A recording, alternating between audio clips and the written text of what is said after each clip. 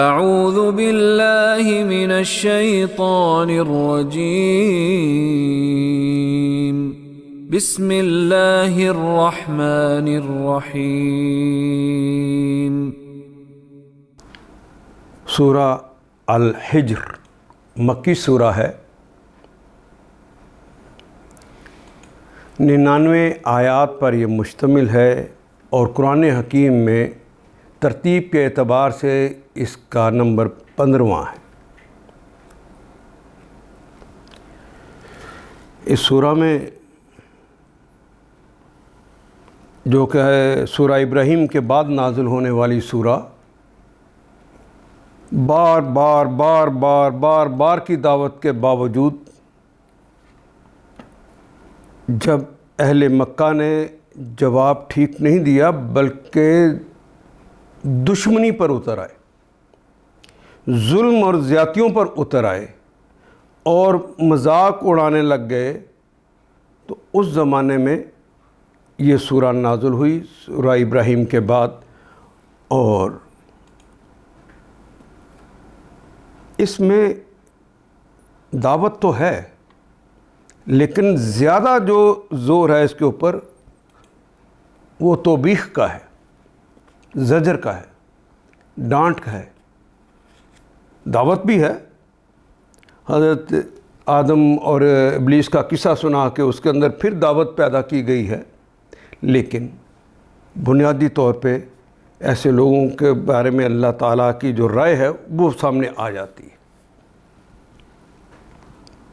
اعوذ باللہ السمیع العلیم من الشیطان الرجیم، بسم اللہ الرحمن الرحیم۔ الف لام را تلک آیات الکتاب وقرآن مبین۔ الف لام را، الف لام را یہ تو حروف مقطعات ہیں، قطع کیے ہوئے کچھ حروف ہیں، کچھ ابریویشنز ہیں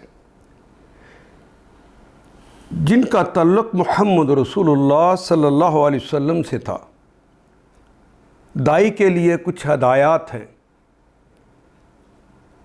اس کا اگر ہم سے کوئی تعلق ہوتا تو جانے سے پہلے محمد رسول اللہ جنہوں نے اپنی دعوت کی تکمیل کر دی ہے وہ ضرور بتا کے جاتے کہ ان کے کیا معنی ہیں، کیونکہ اس کے قرآن حکیم کے پہلے مفسر خود محمد رسول اللہ ہیں۔ انہوں نے نہیں بتایا تو پھر اس کے لیے اٹکل پچو لگانے کی ضرورت نہیں ہوتی۔ تل کا مؤنث کے لیے اس میں اشارہ ہے، وہ ہیں آیات، آیات ان کی جمع ہے۔ تل کا آیات، یہ آیات ہیں الکتاب، الکتاب سے۔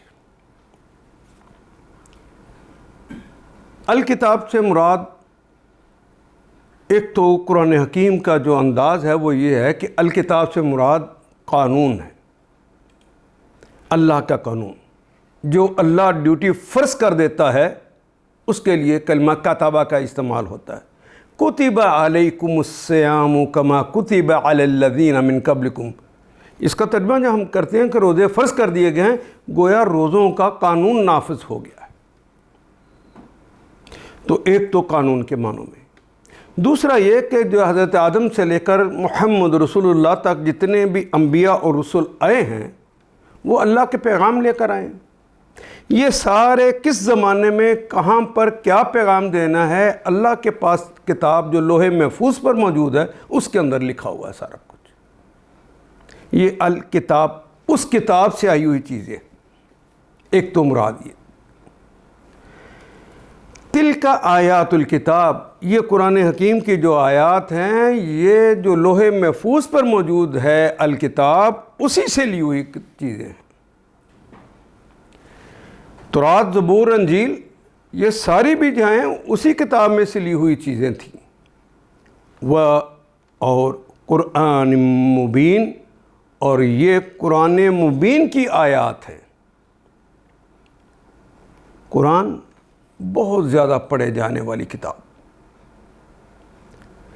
اور اس کا چونکہ یہ بہت زیادہ پڑھی جانے والی کتاب ہے، قرأ یقرأ سے ہے، تو اس لیے اس کا نام بھی قرآن رکھ دیا اللہ نے، جو محمد رسول اللہ صلی اللہ علیہ وسلم پہ نازل ہوئی، اور اس کی صفت یہ بتائی کہ مبین ہے،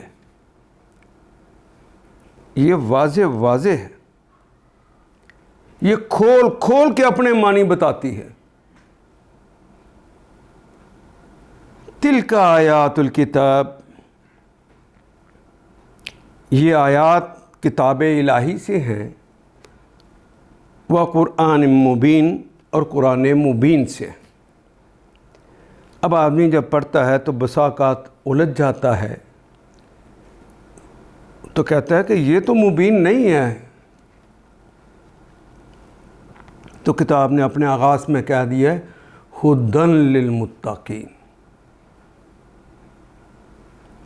متقین کے لیے یہ ہدایت ہے۔ پہلے تقوی کی روش کو اپناؤ گے تو یہ قرآن حکیم پورے اپنے معنی کھول کھول کے آپ کو بتا دے گا، کہیں الجھن پیدا ہوگی نہیں۔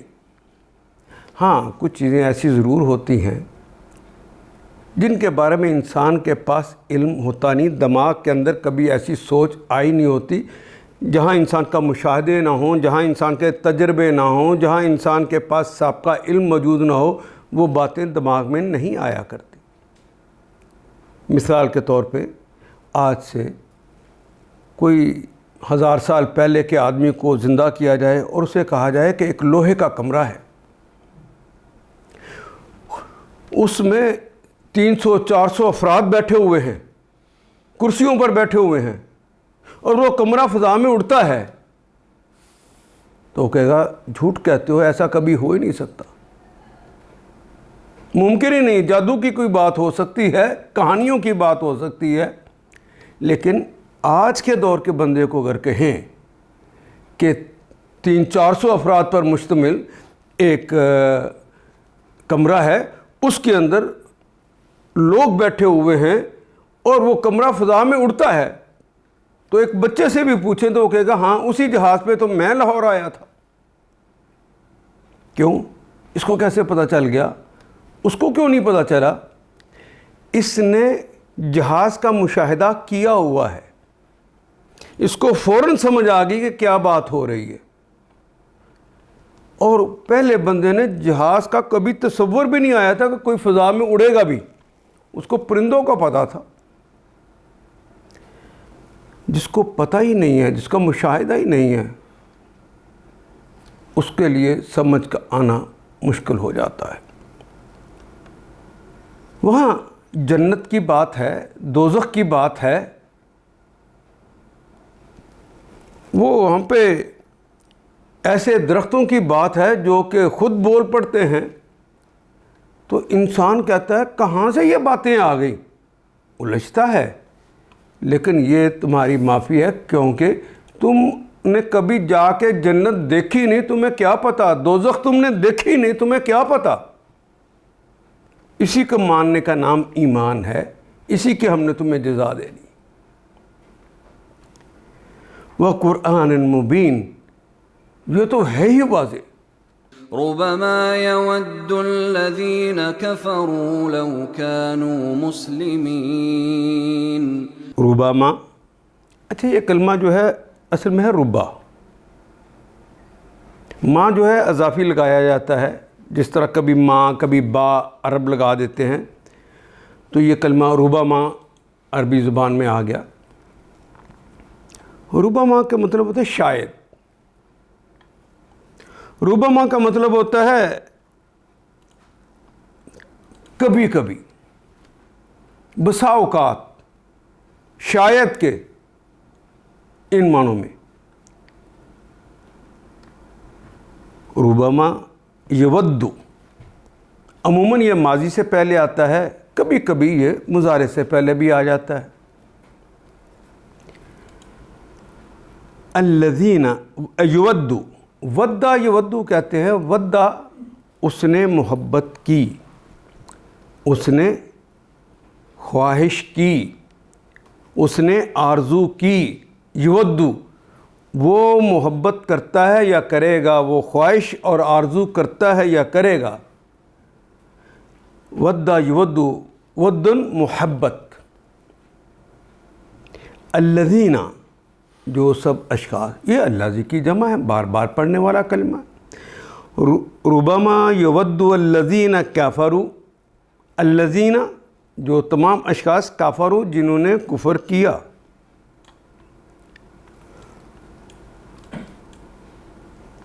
لو کانو، لو اگر، کانا کا مطلب ہونا، واو الف تو جمع کی علامت ہے، باقی تو کلمہ رہ گیا کانا۔ اے کون و مکان کے مالک، ساری دنیا جہاں کے مالک، اردو ادب میں بھی کون کا لفظ استعمال ہوتا ہے۔ کون کا مطلب جو چیزیں ہو چکی ہیں، یہاں سے کلمہ کائنات بنا ہے، جو چیزیں ساری کی ساری ہو چکی۔ کانا ہونا، یہ لگ جائے تو یکونو وہ ہوتا ہے یا ہوگا، تکونو تم ہوتے ہو یا ہوگے، اکونو میں ہوتا ہوں یا ہوں گا، نکونو ہم ہوتے ہوں یا ہوں گے۔ لو کانو کاش ہوتے، لو اگر، کاش کانو ہوتے، مسلمین، مسلم کی جمع ہے مسلمین، ہماری اپنی زبان کا کلمہ ہے۔ الف لام را، یہ آیات ہیں کتاب الہی اور قرآن مبین کی۔ بعید نہیں، ربما ممکن ہے، شاید کہ، بعید نہیں کہ ایک وقت وہ آ جائے کہ جب وہی لوگ جنہوں نے آج دعوت اسلام کو قبول کرنے سے انکار کیا ہے، پچھتا پچھتا کر کہیں، ربما یود الذین کفروا لو کانوا مسلمین، کاش ہم مسلمان ہوتے، کاش ہم نے سر تسلیم خم کر دیا ہوتا۔ آج محمد صلی اللہ علیہ وسلم آپ کی ان آیات کو جو آپ ان کو سناتے ہیں، جو دراصل آپ کا کلام نہیں ہمارا کلام ہے، وہ اس کا انکار کر رہے ہیں، تو آپ کو گھبرانے کی ضرورت نہیں ہے۔ وہ آپ کا انکار نہیں کر رہے، وہ ہمارا انکار کر رہے ہیں، تو آپ دل کیوں چھوٹا کرتے؟ جب تک صفا کی چوٹی پہ کھڑے ہو کر محمد رسول اللہ صلی اللہ علیہ وسلم نے لوگوں کو دین کی دعوت نہیں دی تھی، اس لمحے تک تو وہ عرب کے اندر سب سے محترم ہستی جس کو سمجھتے تھے تو وہ تو محمد رسول اللہ ہی تھے۔ آپس میں سارے عرب جھگڑ رہے ہیں اور کہتے ہیں کہ حجر اسود کو کون اپنی جگہ پہ رکھے، یہ سعادت ہے جو ہر کوئی لینا چاہتا ہے۔ اتنے میں محمد رسول اللہ تشریف لے آئے کہ جا صادق و امین، صادق اور امین آگے ہیں، ان سے پوچھ لیتے ہیں۔ آپ کی تو یہ قدر کرتے تھے، آپ نے صفا کے اوپر کھڑے ہو کر کہا تھا کہ میں نے تمہارے اندر ایک عمر گزاری ہے، کیف وجدتمونی، تم نے مجھے کیسا پایا ہے، صادقاً او کاذبا، سچا پایا ہے یا جھوٹا پایا ہے؟ تو اس کا جواب تو ہونا چاہیے سچا پایا ہے، یا وہ کہیں نہیں جھوٹا پایا ہے، لیکن انہوں نے یہ جواب نہیں دیا۔ پوری قوم نے جو وہاں پہ آئی ہوئی تھی، سب نے مل کر یک زبان کہا وجدنا کا صادقا و امینا، ہم نے آپ کو صادق بھی پایا ہے اور امین بھی پایا ہے۔ اے محمد آپ کا انکار نہیں کر رہے، یہ میرا انکار کر رہے۔ ایک وقت آنے والا ہے کہ پھر یہ کہیں گے کاش ہم مسلمان ہو جاتے، جب اس دنیا میں مسلمانوں کو اللہ کی دی ہوئی عزت، اللہ کی دی ہوئی عظمت، اللہ کی دی ہوئی تمکین، یعنی ملکوں کے اندر اقتدار، جب یہ دیکھیں گے تو کہیں گے کاش ہم مسلمان ہوتے، کاش آ جائے ہم کافر نہ ہوتے اور آج دوسری لائن میں نہ کھڑے ہوتے۔ آنے والا ہے وقت، محمد گھبرانے کی کیا ضرورت ہے؟ دیکھو پھر ایک وقت آیا بھی، ذرا سوچئے کہ محمد رسول اللہ صلی اللہ علیہ وسلم 10,000 کا لشکر جرار لے کر آ رہے ہیں اور مکہ کے آ کے باہر انہوں نے کہہ دیا کہ لوگوں اپنے اپنے چولہے خود جلاؤ. یہ جنگی حکمت عملی تھی. یہ اپنے اپنے چولہے خود جلاؤ. تو 10,000 جگہ پر اگر آگ جل رہی ہے تو وہ پورے کا پورے جنگل کو آگ لگی ہوئی ہے. تو مکے والے اٹھ کے دیکھنے لگے یہ کیا ہے, اتنے لوگ کہاں سے آ گئے. وہ 10,000 نہیں لگ رہے تھے, وہ 10 لاکھ لگ رہے تھے. 10,000 جگہ پہ آگ لگی ہوئی ہے. وہ لوگ اپنے کھانے بنا رہے ہیں. کس طرح ان کے دل کے اندر اٹھتے ہوئے کاش آج ذلت سے بچ جائیں, رسوائیوں سے بچ جائیں, قتل ہونے سے بچ جائیں. کاش ہم مسلمان ہو گئے ہوتے, کاش ہم نے ان آیات کا انکار نہ کیا ہوتا, کاش ہم نے محمد رسول اللہ کو تانے نہ دیے ہوتے, آج کہیں سزا نہ ہو جائے. پتہ لینے کے لیے ابو سفیان ابھی مسلمان نہیں ہوئے.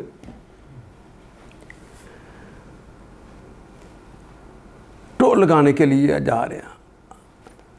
حضرت عبداللہ ابن عباس نے حضرت عباس نے پہچان لیا, انہیں ساتھ لے کر محمد رسول اللہ کے پاس آ گئے. تو رسول اللہ نے پوچھا کیوں ابو سفیان, آج کیا خیال ہے تمہارا؟ آج بھی اپنے اسی خیال باطل کے اوپر قائم ہو کہ اگر ہم حق پر ہوتے تو آج آپ کو فتح نہ اللہ دیتا. یہ خیال ان کے اندر اس وقت بھی اٹھ رہا تھا. لیکن یہ چھوٹی باتیں ہیں, یہ بہت چھوٹی باتیں ہیں. جب جنت الفردوس میں جانے سے پہلے ہی, بلکہ دنیا سے جاتے ہوئے بھی, فرشتے ترانے گا گا کر ساتھ لے کر جا رہے ہوں گے, اور حشر کے میدان میں پھر جب یہ کھڑے ہوں گے تو ان کو انعام و اکرام سے نوازا جا رہا ہوگا, جنت اور اعلیٰ ترین مقامات پر انہیں عطا کیا جا رہا ہوگا, اور اللہ کی طرف سے بھی انہیں آ جائے گا قالوا السلام, وہاں پہ اللہ کی طرف سے بھی سلام آئے گا, یوں عزت وقار انہیں دی جا رہی ہوگی. تو اس وقت ان کو جب جہنم جانا پڑے گا تو وہ جنت جا رہے ہوں گے تو اس دن کٹ کٹ کر کہیں گے کاش کہ ہم مسلمان ہوتے. حضرات یہ بات جو میں کہہ رہا ہوں وہ اس لیے کہہ رہا ہوں, کوئی پتہ ہے کہ اگلا سانس آئے کہ نہ آئے؟ جو غیر مسلم میں بھائی میری بات سن رہا ہے, دیر نہ کرے, ابھی مسلمان ہو جائے, بعد میں پچھتانے کا کوئی فائدہ نہیں ہو. اور یہاں پہ کلمہ جو استعمال کیا مسلمین, سر تسلیم خم کر دینے والے, اس کو مسلم کہا گیا. جس کی اپنی مرضی کوئی نہ ہو, وہ اللہ کی مرضی کے سامنے اپنے آپ کو جھکا چکا ہو, تو خدا لگتی کہیے. وہ گھر کے اندر کا میدان ہو, وہ میرے بازار کا میدان ہو, وہ میری عدالتوں کا سما ہو, وہ میری پارلیمنٹ کا منظر ہو, وہاں پر ہم نے اپنے سر کو اللہ کے حضور جھکایا ہوا ہے کہ غیروں کے حضور جھکایا ہوا ہے, کہ خود اپنے نفس کے آگے جھکایا ہوا ہے. اللہ کے سامنے اور محمد رسول اللہ کے سامنے کیا گردنیں اکڑی ہوئی ہیں؟ محمد رسول اللہ نے کہا الصدق ینجی, صدق نجات دیتا ہے, والکذب یہلک, اور جھوٹ ہلاک کر دیتا ہے. تم ذرا سا نفع دیکھتے ہو, کہیں تھوڑا سا نقصان ہونے کا ڈر ہو تو فوراً جھوٹ بول لیتے ہو. کس کی بات مانی ہے؟ کس کے سامنے اپنے سر تسلیم کو خم کیا ہے؟ دیر نہ کرو, پتہ نہیں اگلا سانس آئے کہ نہ آئے.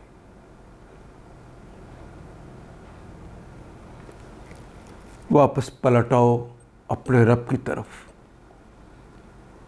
وہاں تمہیں پھر مشرکین مکہ کی طرح جس طرح وہ پچھتا رہے تھے تمہیں پچھتانا نہ پڑ۔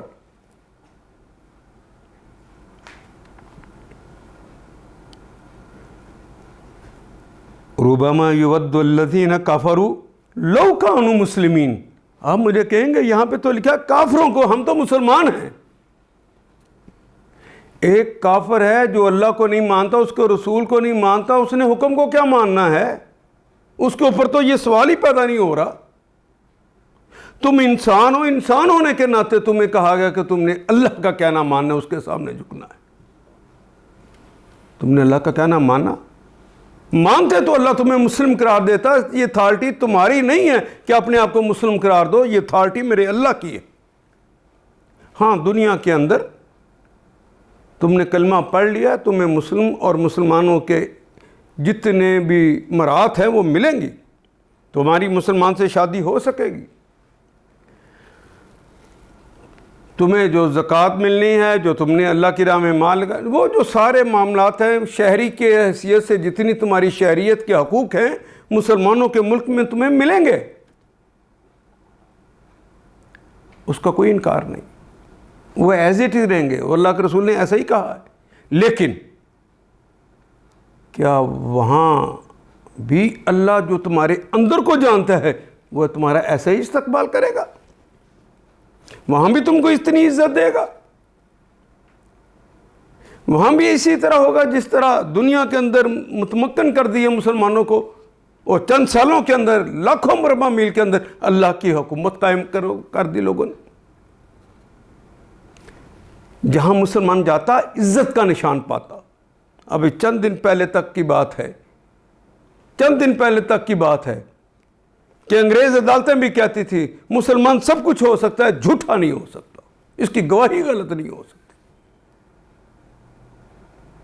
آج سچا آدمی تلاش کرنا پڑتا ہے کہاں چلا گیا، کلمہ تو سب نے پڑھ رکھا ہے، بلکہ جتنے بڑا جھوٹ بولنا ہوتا ہے وہ کلمے کی قسمیں کھا کھا کے جھوٹ بولتا ہے۔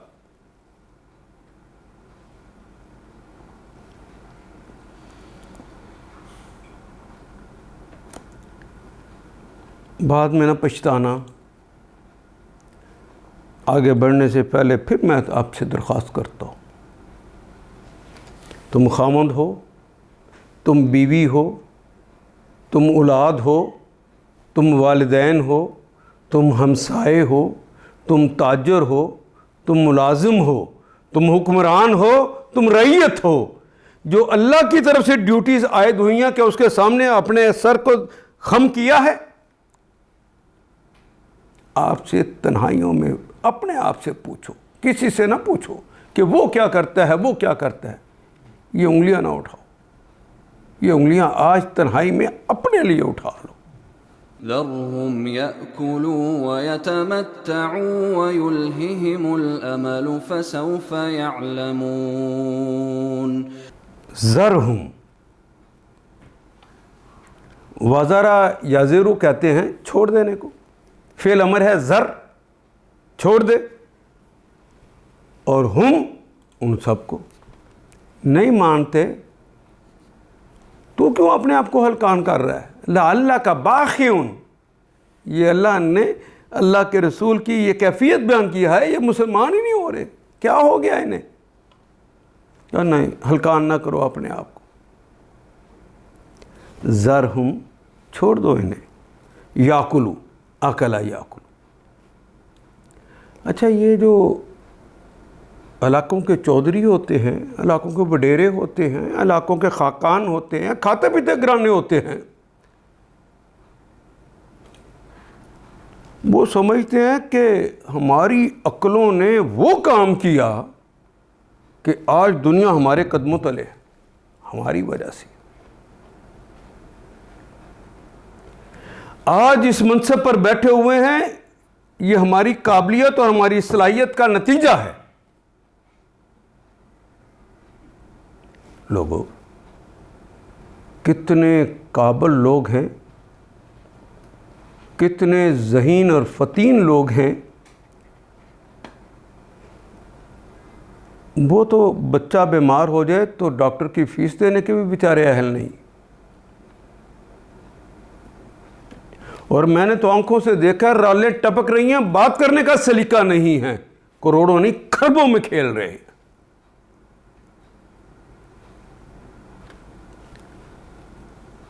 عقل اور شعور نام کی کوئی چیز نہیں، اقتدار میں بیٹھے ہوئے ہیں،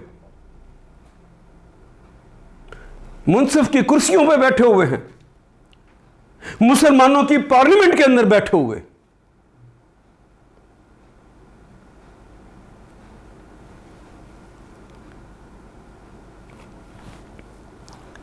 کھاتے پہ، حالانکہ یہ ساری صلاحیتیں، یہ رزق کس کا کھا رہے ہیں؟ وہ کس نے انہیں اس جگہ پہ پہنچایا ہے؟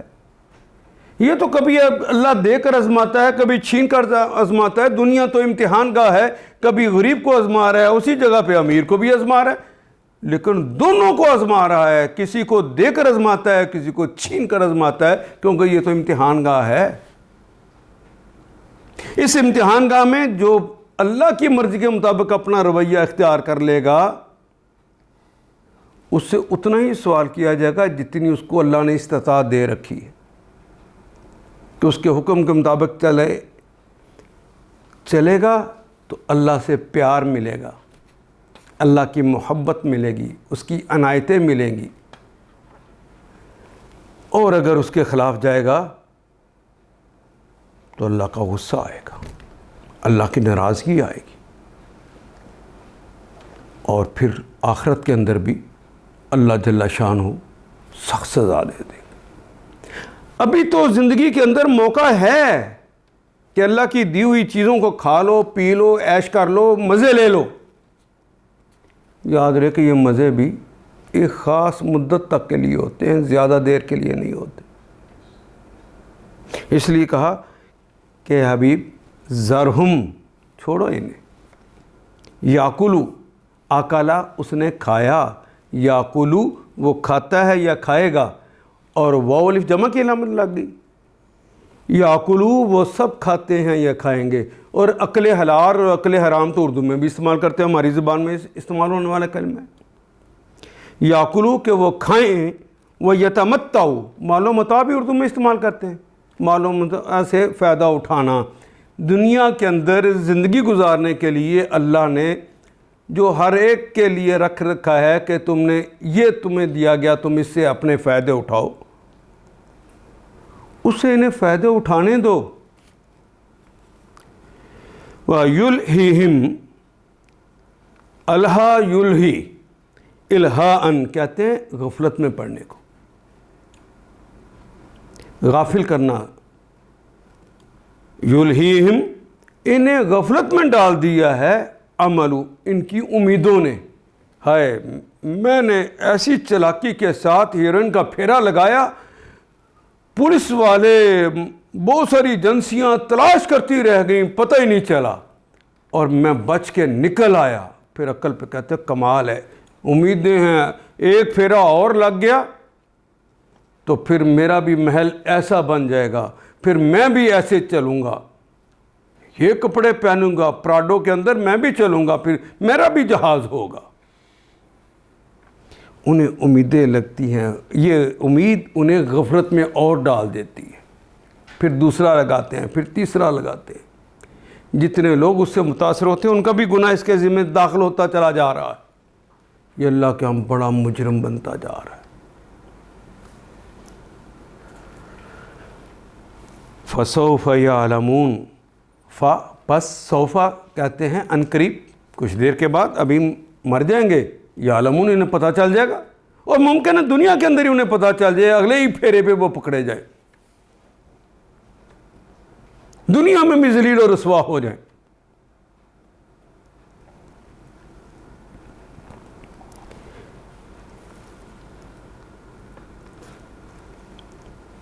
بعید نہیں کہ ایک وقت آ جائے جب وہی لوگ جنہوں نے آج دعوت اسلام کو قبول کرنے سے انکار کر دیا ہے، پچھتا کر کہیں کاش ہم نے سر تسلیم خم کر دیا ہوتا۔ رو کے کہتا ہوں کہ یہ بات غیر مسلموں کی جگہ مجھے مسلمانوں کو کہنی پڑتی،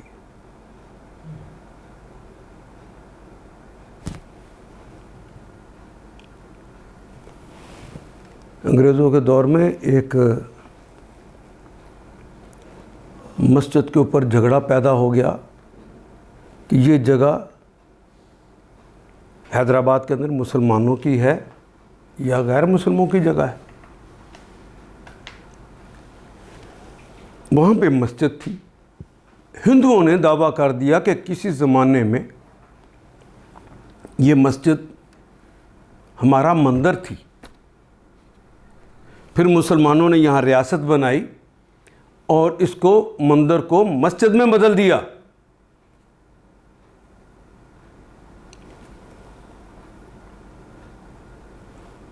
مسلمانوں نے کہا یہ ہماری مسجد ہے. دونوں طرف سے جلوس نکلے ہوئے ہیں.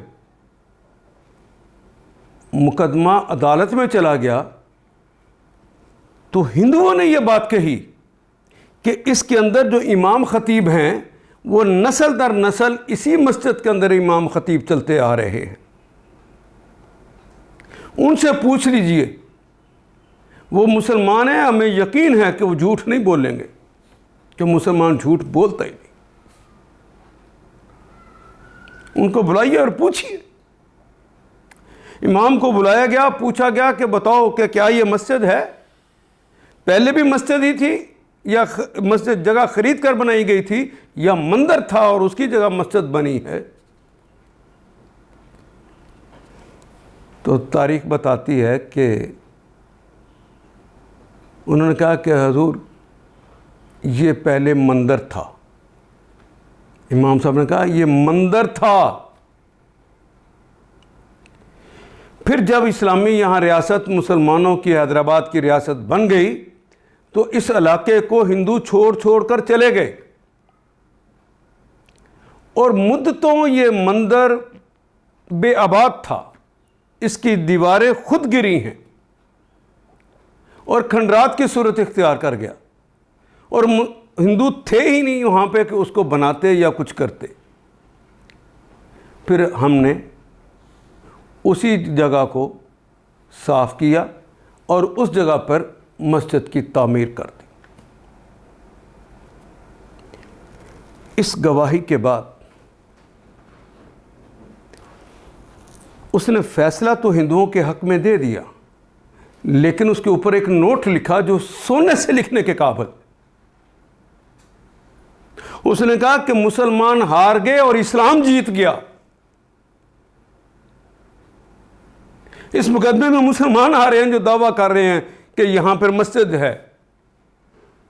سچ نے ثابت کر دیا ہے, اسلام نے ثابت کر دیا ہے کہ مومن بڑے سے بڑے فائدے کی خاطر, یہ ایک شیطان ڈالتا ہے, میں نے یہ جو جھوٹ بول رہا ہے ذات کے لیے تھوڑا بول رہا ہے, میں نے تو پاکستان کی خاطر بول رہا ہے, میں نے تو اسلام کی خاطر بول رہا ہے. اور اللہ کہے کہ یہ تم نے اسلام کا فائدہ نہیں کیا, اس کو ہلاکت میں ڈال دیا. دین کی خاطر, اسلام کی خاطر, کسی چیز کی بھی خاطر جھوٹ نہیں بولا جا سکتا. ہاں ایک جگہ پر ہے, اپنی نیت اندر سے دیکھ لو, وہ جھوٹ نہیں ہوگا. نیت دیکھ لو, تمہارا کوئی فائدہ نہیں, لیکن دو ٹوٹے ہوئے دل آپس میں جڑ رہے ہوں تو وہاں پہ یہ مسلط اختیار کر سکتے. ٹوٹے دلوں کو جوڑنے کے لیے, مسجد تک بنانے کے لیے اجازت نہیں ہے کہ جھوٹ بولو. نبی صلی اللہ علیہ وسلم مدینہ گئے ہیں تو ایک جگہ کہا کہ یہاں مسجد بنانا ہے, بنا سکتے تھے نا, لیکن پہلے پوچھا کس کی جگہ ہے, پہلے ان کو ادائیگی کی ہے. اس بنیاد پر کہ اللہ کا گھر ہے تو غصب کر لو, میرے پاس قوت آ گئی ہے تو غصب کر لو, میرے فالوور زیادہ ہو گئے ہیں تو قبضہ کر لو. کہاں سے یہ وتیرے آ گئے ہیں؟ ان آیات کو ایک دفعہ پھر تلاوت خود کیجیے, عربی و مبین پڑھتے ہوئے دیکھیے کیا بات پوری اندر اتر رہی ہے, کیا یہ اردو کے سانچے میں ڈھلتی گئی ہیں عبارتیں. اگر بات سمجھ آنی شروع ہو گئی تو الحمدللہ یہی ہمارا ہدف ہے, اور یہ ہدف پورا ہو گیا. اللہ میرا اور آپ کا حامی و ناصر. الف لام